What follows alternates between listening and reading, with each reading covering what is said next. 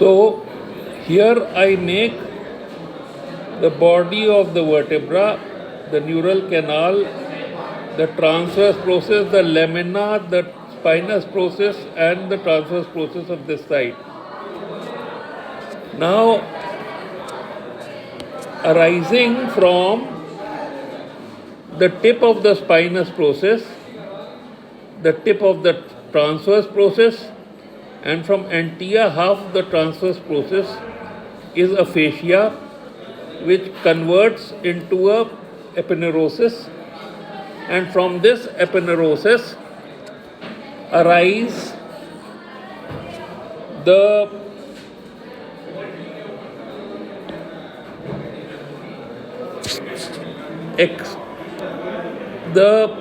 Transversus Abdominis and Internal oblique. The internal oblique divides into two and ends in linea alba, enclosing a muscle which is called as rectus abdominis. The transversus abdominis fuses with the inner part of the aponeurosis, and the external oblique from the outer part. Now here is the posterior border of the external oblique, and outside this is a muscle which is called as lattissmus dorsi. Here is the sacrospinalis muscle, and here is the quadratus lumborum. Now, all this is lined by a fascia transversalis, and this fascia transversalis comes here, goes back, encloses the kidney, and goes to the opposite side.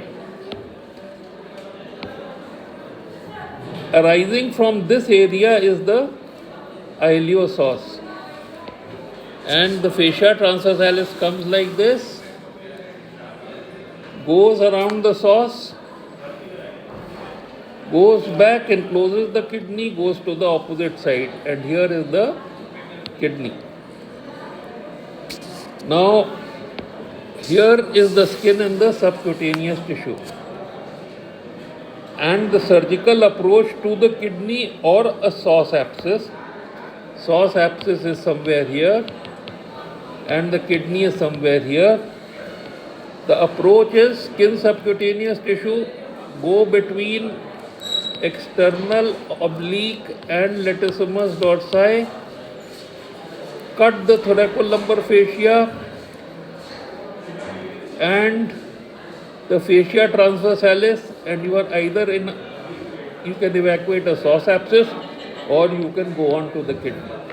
And this triangle between the posterior border of external oblique, anterior border of lattissmus dorsi, and the iliac crest below is called as the lumbar triangle of Petit.